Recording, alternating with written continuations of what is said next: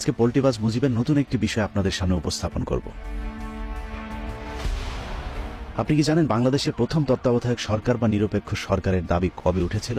প্রথম তত্ত্বাবধায়ক সরকারের দাবি উঠেছিল বাংলাদেশ জন্মেরও আগে, অর্থাৎ পাকিস্তান আমলে। 1954 সালে যুক্তফ্রন্টের ঐতিহাসিক 21 দফার মধ্যে 20 নম্বর দফায় বলা হয়েছিল, কোনো অজুহাতে যুক্তফ্রন্ট মন্ত্রিসভা কর্তৃক আইন পরিষদের আয়ু না বাড়ানো এবং আয়ু শেষ হওয়ার 6 মাস পূর্বে মন্ত্রিসভার পদত্যাগ পূর্বক নির্বাচন কমিশনের মাধ্যমে স্বাধীন ও নিরপেক্ষ নির্বাচনের ব্যবস্থা করবে।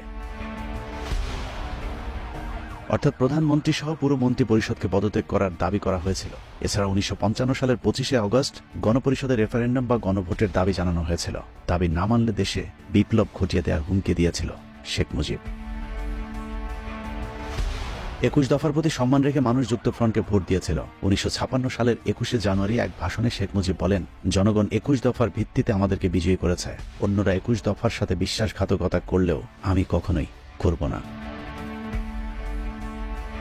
1954 সাল থেকে 1970 সাল পর্যন্ত প্রতিটি নির্বাচন নিয়ে শেখ মুজিব যেসব আন্দোলন করেছিল তার সবকটিতেই তাদের নির্দলীয় সরকারের অধীনে নির্বাচন অনুষ্ঠানের দাবি ছিল। 1955 সালের মে মাসে হামিদ খান ভাসানী বলেছিলেন, 21 দফা আমাদের শাসনতন্ত্রে সংযুক্ত করতে না পারলে আমাদের ভবিষ্যৎ প্রজন্ম অন্ধকারে নিক্ষিপ্ত হবে। ঠিক সেই অন্ধকারই বাংলাদেশের মানুষ আজ নিমজ্জিত। কারণ দেশ স্বাধীন হবার পরই চাপাবাজ মুজিব 180 ডিগ্রি ঘুরে পূর্বেকার তার সব প্রতিশ্রুতি ভঙ্গ করেছিলেন। আপনি এই জাতির সঙ্গে টাল্টিবাল্টি করবেন আর আপনি রেহাই পেয়ে যাবেন, ইতিহাস বলে না। যদি একটু এদিক ওদিকে যান, জানা যায় 7 জনের বেশি লোক খুঁজে পাবেন না। স্বাধীনতার পর দেশের প্রথম নির্বাচনী পেছনের সব রফা দফা ভুলে শেখ মুজিব শুরু করেন ভোট ছাড়া ক্ষমতায় থাকার ধান্দা। নির্বাচনের আগে লেভেল প্লেইং ফিল্ড তৈরির লক্ষ্যে শেখ মুজিবের মন্ত্রিসভা ভেঙে দেওয়ার দাবি করা হলেও তিনি তা করেননি। ফলে দেশ জুড়ে শুরু হয়েছিল চরম বিশৃঙ্খলা নৈরাজ্য। দুই পাকিস্তানকে এক রাখার স্বপ্নে বিভোর শেখ মুজিব যুদ্ধ না করেই জাতির পিতা হয়ে নিজেকে আর সামলাতে পারেননি। 9 মাস কথিত জেলের নামে জামাই আদর থেকে বেরিয়ে আসা মুজিবকে আবেগী বাঙালি পীরের মতো মেনে নিয়েছিলেন।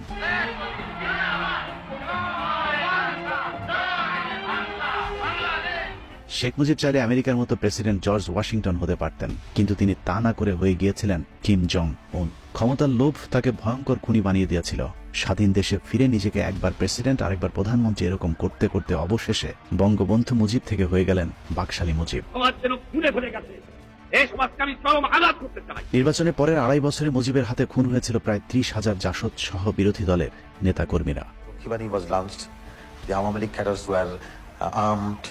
And the opposition political movement were harassed.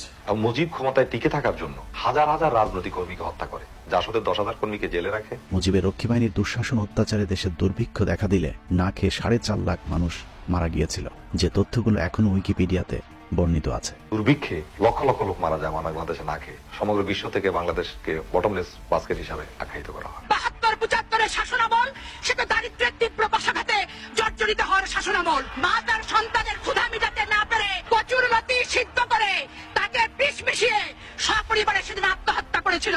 Sheikh হাসিনার মতো মুজিবও বিরোধী দলকে উদ্দেশ্য করে বলেছিলেন, দেখা মাত্রই গুলি। বিরোধী দলমতের সাথে রীতিমতো যুদ্ধ শুরু করে দিয়েছিল মুজিবের ভাগ্নে শেখ মুনিয়া শেখ কামালের নেতৃত্বাধীন সন্ত্রাসী বাহিনীগুলো। পরিস্থিতি এমন পর্যায়ে পৌঁছেছিল যে ঢাকা বিশ্ববিদ্যালয়ের মতো একটি ছাত্র সংগঠনের নির্বাচনেও মুজিবপন্থী ছাত্রলীগ ভয়াবহতম ভোট ডাকাতি করেছিল।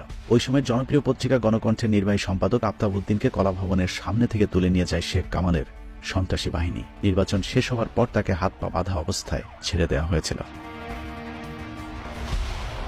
মুজিবের সেই ধারাবাহিকতা থেকে আর বেরিয়ে আসতে পারেনি বাংলাদেশ।